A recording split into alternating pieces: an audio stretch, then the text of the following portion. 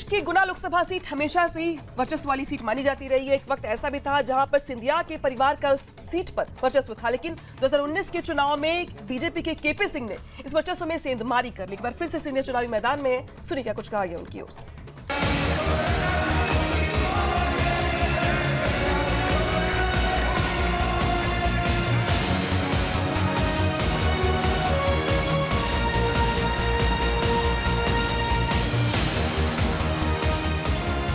Sir, सबसे पहले आपने एक टैगलाइन दी है कि सिंधिया दिल से चुने मोदी को फिर से। मेरा एक दिल का रिश्ता इस क्षेत्र के साथ सदैव रहा है। 2002 में जब पहली बार मैं जनसेवा के पथ पे निकला तो जनता का जो असीम प्रेम और आशीर्वाद मुझे प्राप्त हुआ, आज भी उस समय भी 22 साल पहले के चुनाव के नतीजे के लिए मैं क्षेत्र की जनता के प्रति ऋणी हूं।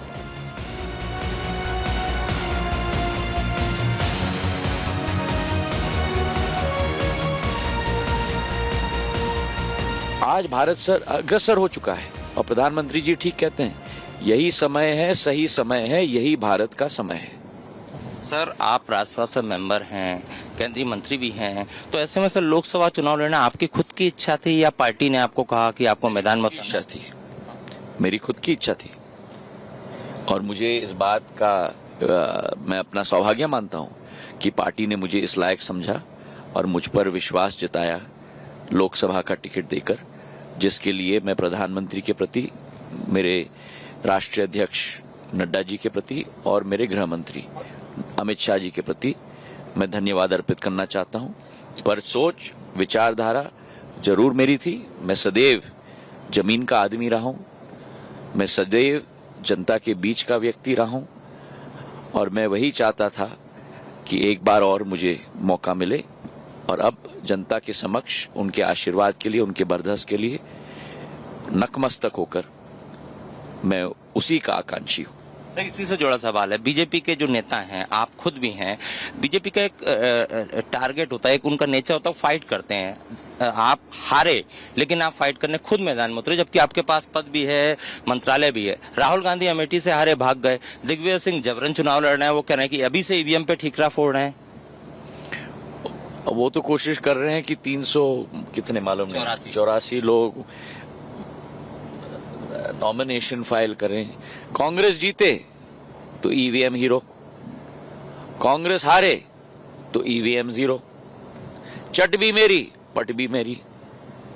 अब राज साहब को जानना चाहिए, जिंदगी में होता नहीं है, ये संभव नहीं है। और मैं तो ये मानता हूं कि घर अपना घर होता है, घर को छोड़कर कोई व्यक्ति कभी कहीं नहीं जा सकता। इसलिए जब मुझे भी कहा गया था कि आप इधर से लड़िए, उधर से लड़िए, उधर से लड़िए, आपकी मांग भी है, मैंने कहा मैं लड़ूंगा तो मैं केवल गुना से लड़ूंगा। और सर, एक इसी से जुड़ा एक और सवाल कि आप 4 बार लोकसभा जीते गुना से, जब आप कांग्रेस में थे, अब आप भाजपा से मैदान में, दोनों पार्टी में सर क्या अंतर महसूस कर रहे हैं आप सर, और जनता किस तरह का रिस्पॉन्स दे रही है जब आप कांग्रेस में थे और अब आप भाजपा में हैं? देखिए, मैं मानता हूं कि भारतीय जनता पार्टी एक तो सरकार के आधार पर जितनी योजनाओं को जमीनी स्तर पर लागू की है, जिसका लाभ एक एक जन जन को मिला है, और दूसरे तरफ भारतीय जनता पार्टी का संगठन जो पूर्ण संकल्प रूप में और लक्ष्य प्राप्ति के रूप में मेहनत मशक्कत करके कार्य कर रहा है। मैंने सारे बूथ के कार्यकर्ताओं के साथ मेरी व्यक्तिगत मुलाकात हुई है। ये नहीं कि आपने जाके सम्मेलन में भाषण दे दिया, आप निकल गए। एक एक टेबल पे गया हूं मैं, एक एक कार्यकर्ता से मिला हूं। 2198 पोलिंग बूथ के 10 से 20 कार्यकर्ता, तो मतलब करीब 25,000 से 40,000 कार्यकर्ताओं के साथ मेरी व्यक्तिगत मुलाकात हुई है। व्यक्तिगत फोटोग्राफ मैंने एक एक कार्यकर्ता के साथ ली है। तो मेरा एक लगाव और एक जुड़ाव मेरे संगठन के साथ है। मैंने सदैव अपने आप को कार्यकर्ता के रूप में ढाला है। जितनी मेहनत मशक्कत कार्यकर्ता करे, उससे ज्यादा मुझे करना होगा। उसी विचारधारा के साथ मैं काम कर रहा हूं। राहुल गांधी जो है वो कह रहे हैं पीएम मोदी के इंटरव्यू पर कि इलेक्टोरल बॉन्ड जो है वो दुनिया की सबसे बड़ी वसूली योजना है और इसके मास्टरमाइंड हैं पीएम। जिस कांग्रेस पार्टी ने 65 वर्ष देश की जनता से वसूली की हो, आज वो देश के प्रधान सेवक और प्रधान रक्षक के ऊपर प्रश्न कर रहे हैं। अपने गिरेबान में पहले झांके, कितने कांड हुए हैं कांग्रेस के कार्यकाल में। एक राज्य बचा हो जहां इनकी सरकार ने कांड न किया हो। मेरी ही जन्मभूमि मध्य प्रदेश का क्या हाल कर दिया था 1.5 साल में, खोखला कर दिया था, वादा खिलाफी की थी। आज यही कांग्रेस की, मुझे खेद है पर आज यही कांग्रेस की विचारधारा और पृष्ठभूमि है। उनको जनता से कोई लेन देन नहीं है, सेवा से कोई लेन देन नहीं है, विकास से कोई लेन देन नहीं है, प्रगति से कोई लेन देन नहीं है। उनको तो केवल मोह है कुर्सी के साथ। कुछ भी कर लेंगे कुर्सी के लिए, और एक बार कुर्सी हासिल कर ली तो ऐसे पूर्ण रूप से खड्डा बनाकर छोड़ देंगे कि सालों साल लगे। ये मध्य प्रदेश का क्या हाल था 2003 के पहले? ऐसे सड़कें होती थी, खड्डे होते थे।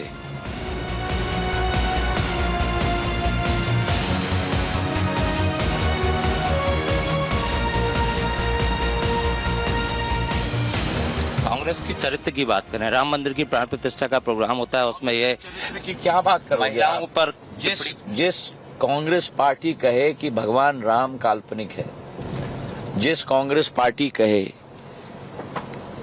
कि राम सेतु काल्पनिक है, जिस कांग्रेस पार्टी कहे कि शक्ति को नष्ट करना होगा, नारी शक्ति को नष्ट करना, युवा शक्ति को नष्ट करना, शक्ति को नष्ट करना है। हमारी लड़ाई शक्ति के साथ है। हमारे ग्रंथों में शक्ति का सकारात्मक सोच और विचारधारा है। शक्ति की सदुपयोग की जाती है और उस शक्ति को ये नष्ट करना चाहते हैं। जिस कांग्रेस पार्टी ने संविधान पे सबसे गंभीर प्रश्न कर दिए, न्यायालय पर विश्वास नहीं, एजेंसीज पर विश्वास नहीं, वो कांग्रेस पार्टी क्या जाके देश बनाएगी? जिनकी सोच ही नकारात्मक हो, एक सकारात्मक सोच न हो। आप लोग 400 पार का नारा दे रहे हैं। इतना भय हो चुका है कि वे केवल ही केवल नकारात्मक सोच के पिंजरे में अटक गए हैं। एक तरफ हमारे प्रधानमंत्री जी जो देश को बढ़ाना चाहते हैं, देश के जन जन को, ज्ञान को बढ़ाना चाहते हैं। ज्ञान मतलब ग फॉर गरीब, य फॉर युवा, अ फॉर अन्नदाता, न नारी के लिए, नारी शक्ति के लिए। उस ज्ञान को बढ़ाना चाहते हैं, विश्व पटल पर उस ज्ञान के परचम को फहराना चाहते हैं। और दूसरी तरफ ये ठगबंधन, गठबंधन नहीं है, ठगबंधन है। लेकिन वो लोग तो कहते हैं कि दुरुपयोग कर रहे हैं एजेंसीज का। आप लोग वॉशिंग मशीन से तुलना की जा रही है भाजपा। अब तो 4 जून को दूध का दूध और पानी का पानी होगा भाई साहब। 4 जून को ठगबंधन को भी अपना जवाब मिल जाएगा और I.N.D.I.A. को भी अपना जवाब मिल जाएगा। फिलहाल देखिए तमाम जो उनके समर्थक है, सर किस तरह का समर्थन मिल रहा है? अपार जन समर्थन है। इस बार 5 लाख से ऊपर से जीतेंगे सिंधिया जी। हाँ, आप बताइए क्या जो जनता का प्रेम मिल रहा है उससे क्या लगता है जीत पक्की है? जनता का प्रेम, महाराज साहब ने इस क्षेत्र के लिए बहुत काम किया है और मैं 4 बार से नगर पालिका का अध्यक्ष हूँ कोलारस से। इस क्षेत्र में सारा विकास सिंधिया परिवार ने किया, तो निश्चित है उनको पूरे क्षेत्र का भरपूर प्यार मिल रहा है। इस साल 5 लाख से ऊपर वोट से महाराज चुनाव जीतेंगे। 5 लाख से ज्यादा वोट से जीतेंगे, ऐसा सिंधिया समर्थकों का कहना है। और हम जैसा कि बता रहे थे कि पिछली बार जो है सिंधिया जो है कांग्रेस से कैंडिडेट थे और वो चुनाव हार गए थे, लेकिन उसके बाद उन्होंने भाजपा ज्वाइन की और अभी केंद्रीय मंत्री रहते हुए, राज्यसभा मेंबर रहते हुए वो लोकसभा चुनावी मैदान में उतरे हैं। और यहाँ पर देखिए आपको तस्वीरें, उनका जो स्वागत है वो फूल बरसाकर किया जा रहा है और इसी तरह का समर्थन जगह जगह देखने को मिल रहा है।